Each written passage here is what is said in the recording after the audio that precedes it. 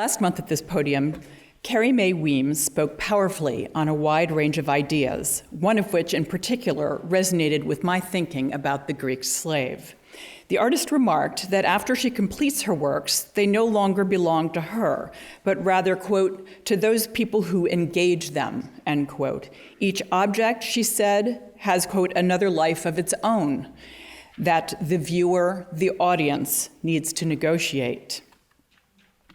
Countless viewers have engaged with, have negotiated, the National Gallery's Greek slave over its nearly 180-year history. Soon after it left Hiram Power's studio in Florence, Italy, it was exhibited in 8 U.S. cities, owned by a succession of 4 individuals, and later by 2 art museums. The peripatetic sculpture has forged connections with, and often between, its audiences across a vast spectrum of time and space.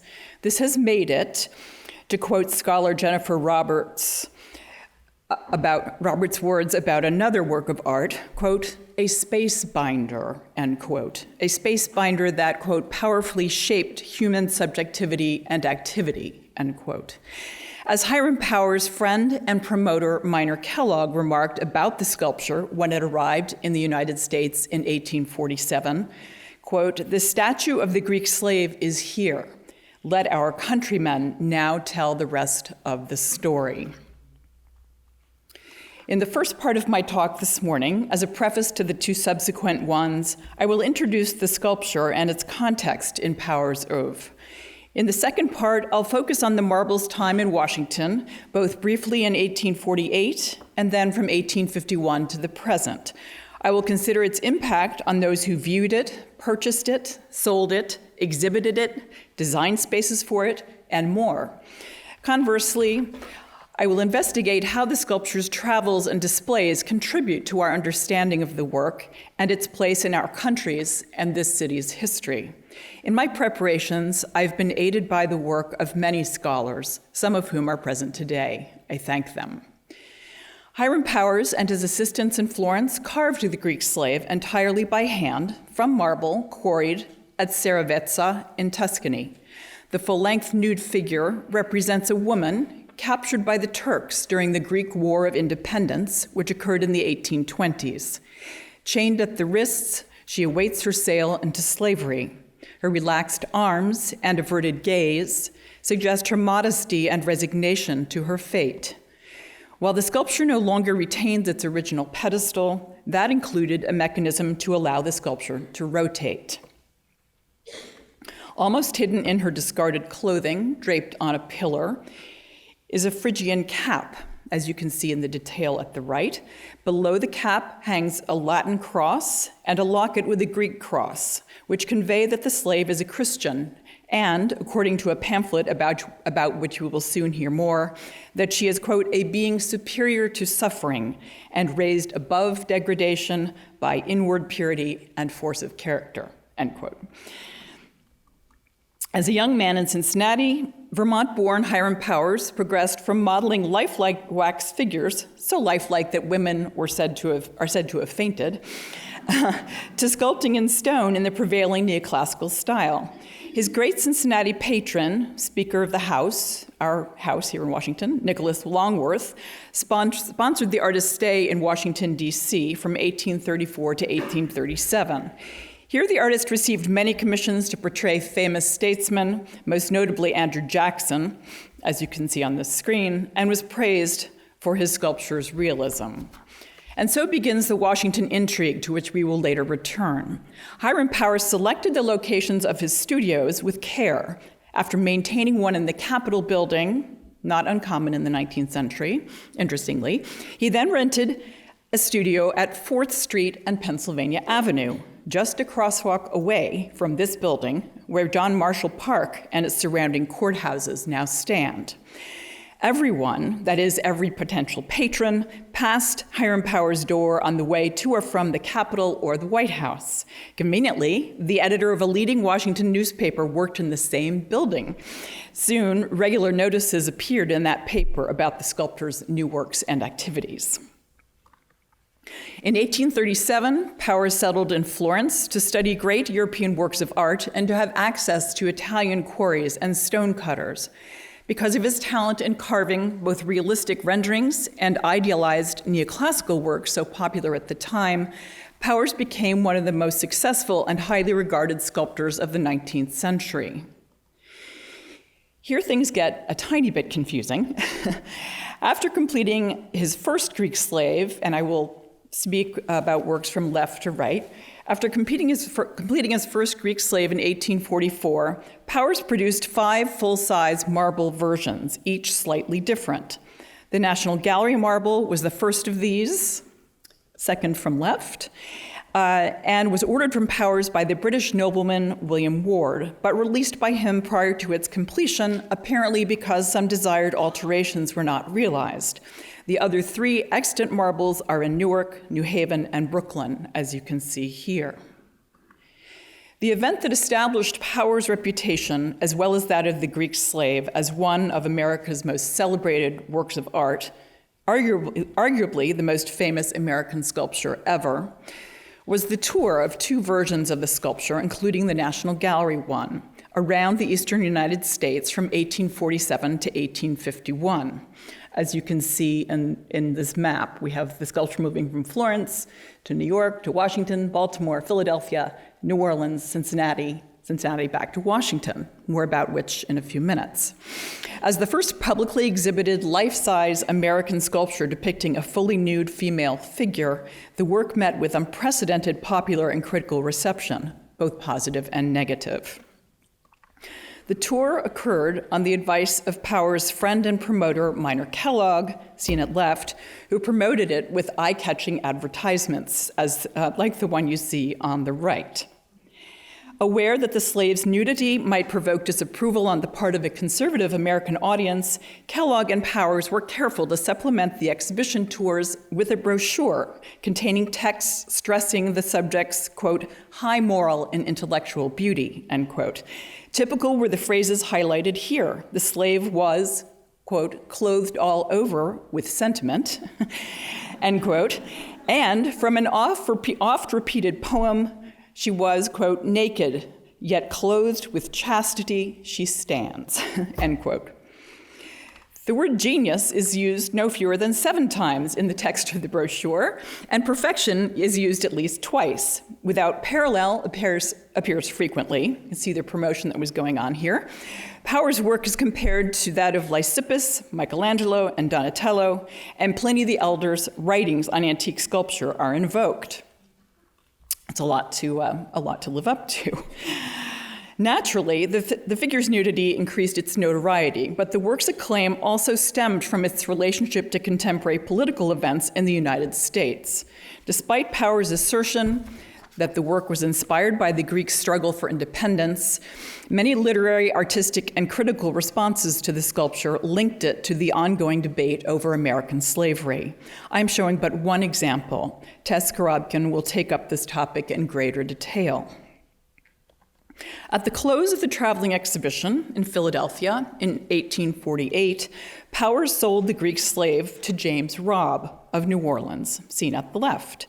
Robb had made a down payment in 1845, but did not receive the work due to a complicated set of circumstances that I don't have time to go into at the moment. And throughout the sculpture's exhibition tour, Robb had become impatient to receive it. The Pennsylvania-born banker, railroad president, and art collector owned slaves, but was strongly anti-secession. And at the right, I'm showing you an image of the New Orleans slave market, also from the historic New Orleans collection. In 1848-49, Robb in New Orleans showed his prized new possession first in his home and then at a gallery called Cook's Gallery. As scholar Caitlin Beach has discovered, Robb installed a red flag outside the building housing the display of the sculpture, the precise type of red flag that publicized slave auctions in New Orleans and elsewhere. And you can see this remarkable flag just down the street at the National Museum of African American and Culture. Contemporaneous slave auctions are marked on the map at the right with a red dot You can see that there were many. And the blue star signifies the place where the Greek slave was displayed, again, also with this red flag. Despite Rob's obvious delight in possessing and displaying the sculpture, he soon sold it to the Western Art Union in Cincinnati, which in turn offered it amidst much publicity as its first lottery prize in early 1851.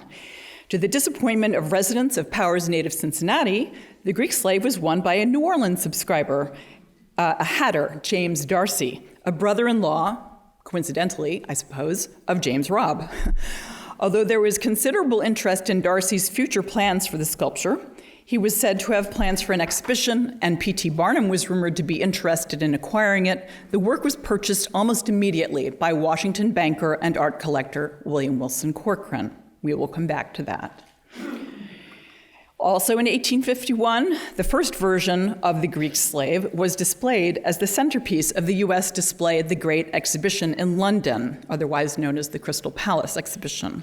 This event not only won Powers' international acclaim, but also greatly emphasized the overseas reputation of American art and culture. In Florence, Powers, riding high, was overwhelmed by the demand for more full-size versions, 2/3 scale versions, and busts.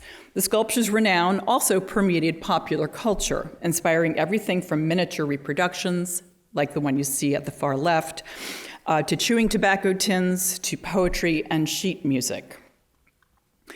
I will now turn to the second part of my story, an examination of the sculpture's history in Washington, D.C. And it is truly a Washington story, complete with political intrigue, favors curried from the White House to the Capitol, jockeying for position, backroom promises, fancy weddings in art-filled rooms, and even a swamp and a wall. And all of this swirling around a revolving sculpture of a seemingly innocent young woman. In the fall of 1847, while what is now the gallery's Greek slave was drawing record crowds and income for Powers during its display in New York City, Powers' agent, Minor Kellogg, remember Powers was in Florence, so his agent, Minor Kellogg, was here in this country. Kellogg was in Washington negotiating what he and Powers hoped would be a permanent public home for the sculpture at the close of its East Coast tour. That home, Kellogg and Powers hoped, would be the as-yet unbuilt Smithsonian Institution building, commissioned from the architect James Renwick, the building we now call the Castle, which was constructed between 1847 and 1855. Meeting with congressmen and other members of the Smithsonian Board of Regents, Kellogg proposed that the sculpture should be placed in a fireproof tribune in the largest of the building's north towers, facing what is now the mall. This is a very big ambition. It was then called the Smithsonian Park. According to the plan, for 3 years, Powers would receive the admission fees from people coming to see the Greek slave in the tower, in the castle, after which time the sculpture would be owned outright by the Smithsonian. After nearly 2 years of negotiations, Kellogg and Powers were unable to place the sculpture with the government and decided to sell it to James Robb, as we've learned. Some parties strongly opposed exhibiting indefinitely a work of art by one sculptor. Among them was surely the Smithsonian's first secretary, Joseph Henry, who not only opposed the construction of the large and ornate building, but also cared little about museum displays, calling visitors to the art gallery idlers.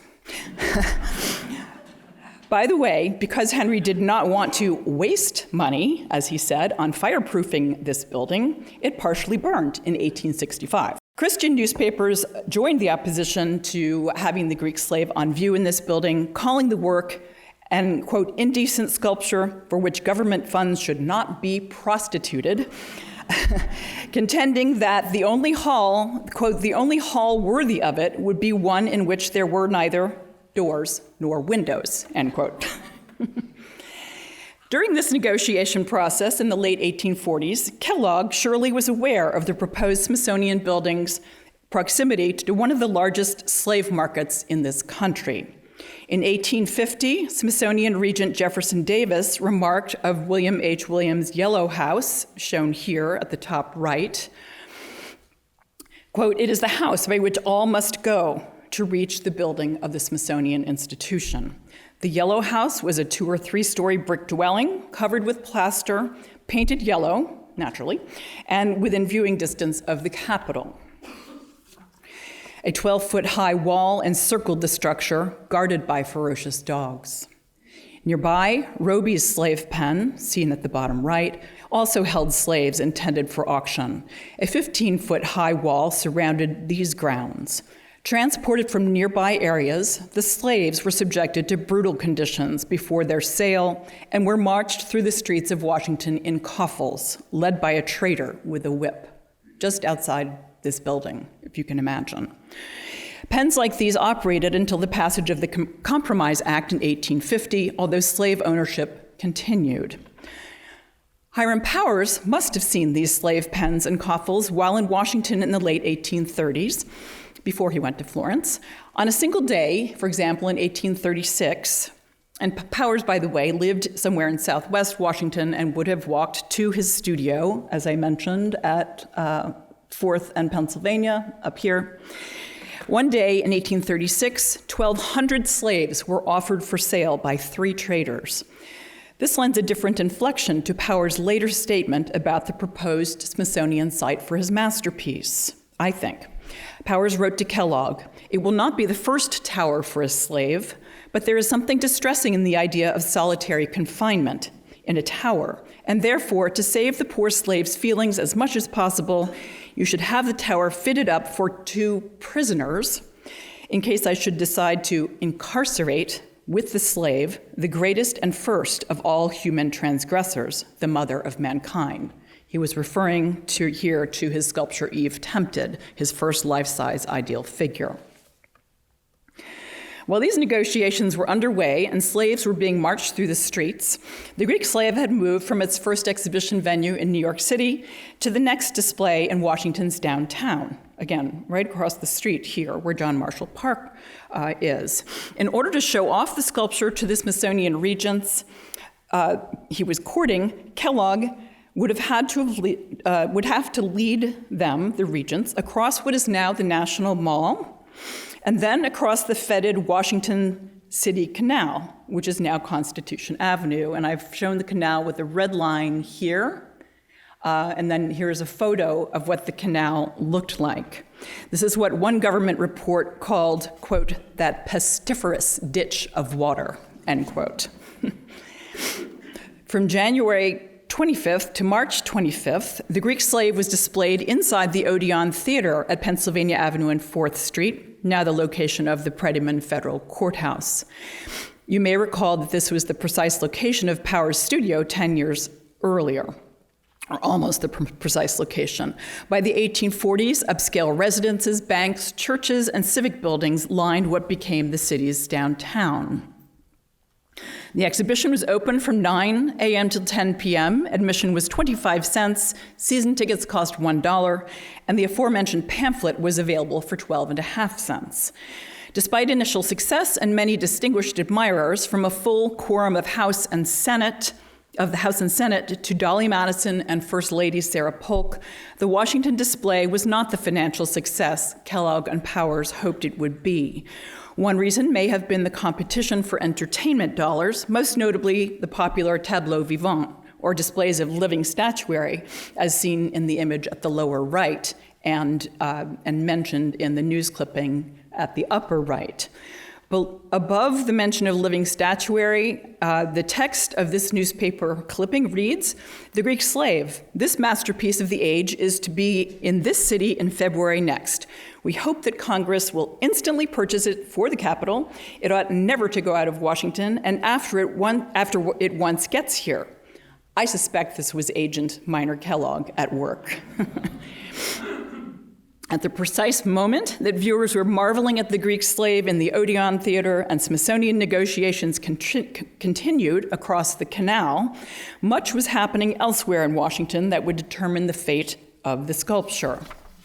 Soon after having visited the Odeon to see the Greek slave, in March 1848, William Wilson Corcoran bought a home at the northeast corner of Connecticut and H Streets Northwest, directly and conveniently across Lafayette Park from the White House.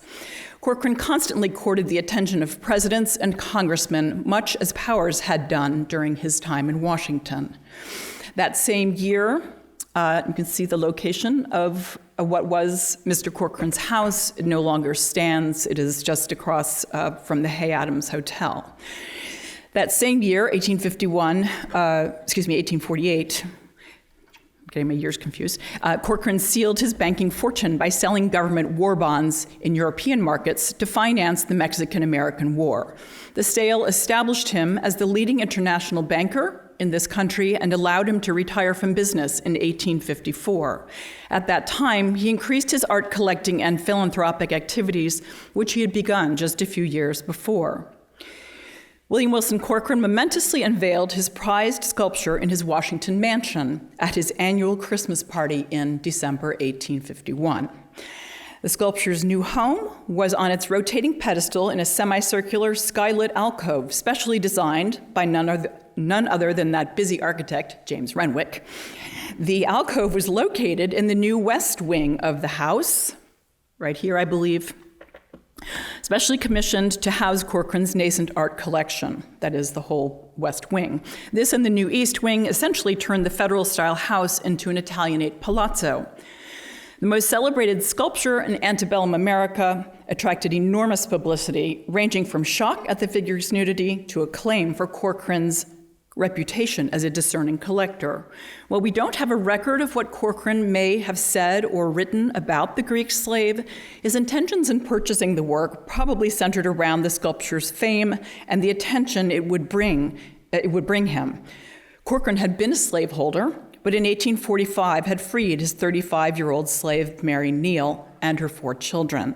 He did not endorse the perpetuation of slavery, but upheld the right of the southern states to secede. By 1855, Corcoran had opened the private picture gallery in his residence to the public for at least 2 days each week. Just 4 years later, it was time for yet another type of unveiling in his home. This would again signify the sculpture's tremendous significance to the collector, but also the central role it played in his personal life. In April 1859, his only daughter, Louise, at far left, named after his wife, Louise, who had died in 1841, married George Eustis Jr., a United States congressman from Louisiana, in the picture gallery of the Corcoran home. And the slide at the right, I think, is perhaps some later version or later photograph of the picture gallery. It's from about 1900, after Mr. Corcoran had passed away, which is to give you an idea of what the interior looked like.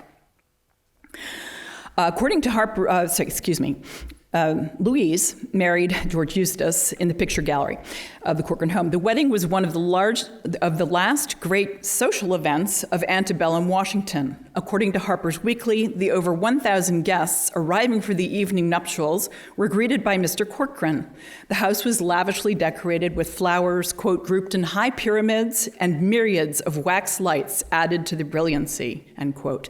When it was time for the ceremony, Corcoran reappeared to lead guests into the picture gallery, where all were impressed by the beautiful, quote, beautiful tableau of the Greek slave at one end, in a bay window which forms a fitting shrine, end quote. The sculpture, the Harper's writer continued, was, quote, an effective background for the bride, surrounded as it was by a cluster of scarlet azaleas and rare exotics, pure and white as the eloquent marble itself.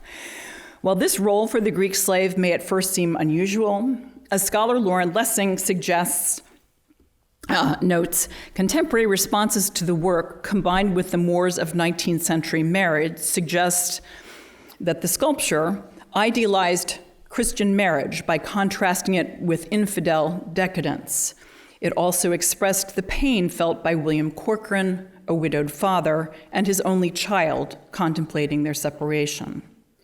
Lessing further writes that wedding participants and guests, who would have seen the Greek slave again as the altarpiece for this wedding, quote, would not have seen the sculpture as a universal image of human bondage, but rather as a model of true womanhood, and by extension, a call for chivalrous male behavior, end quote.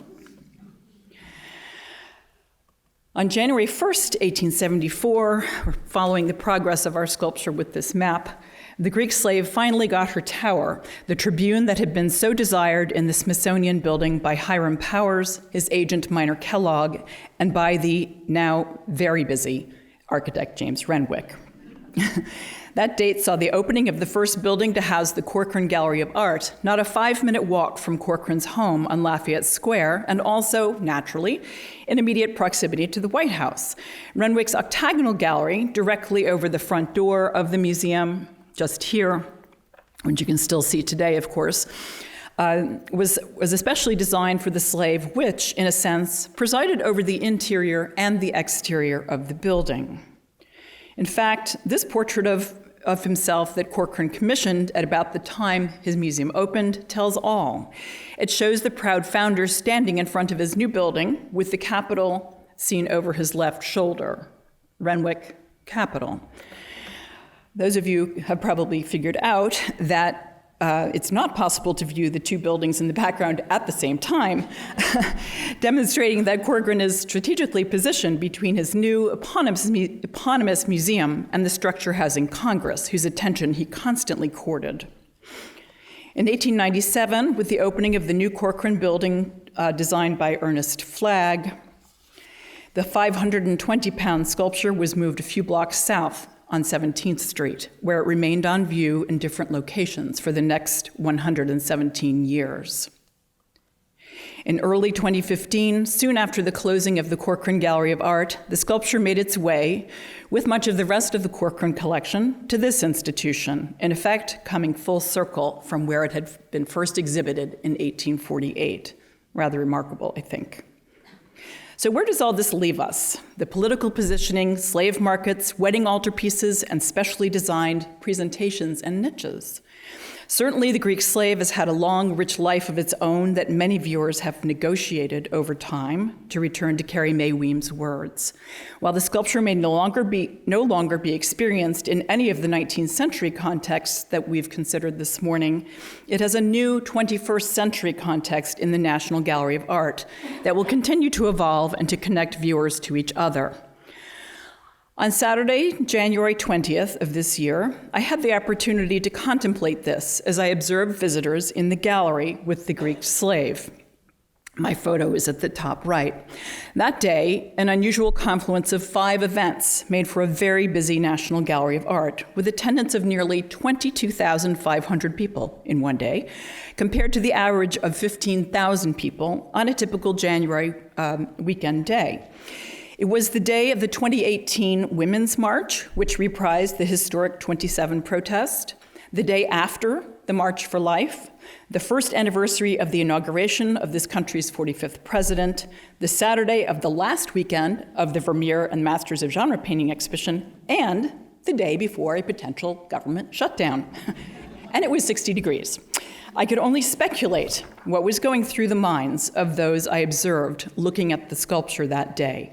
Nuns, a priest, and others wearing their March for Life regalia, women in pink pussy hats, and other tourists. We may never know. Thank you.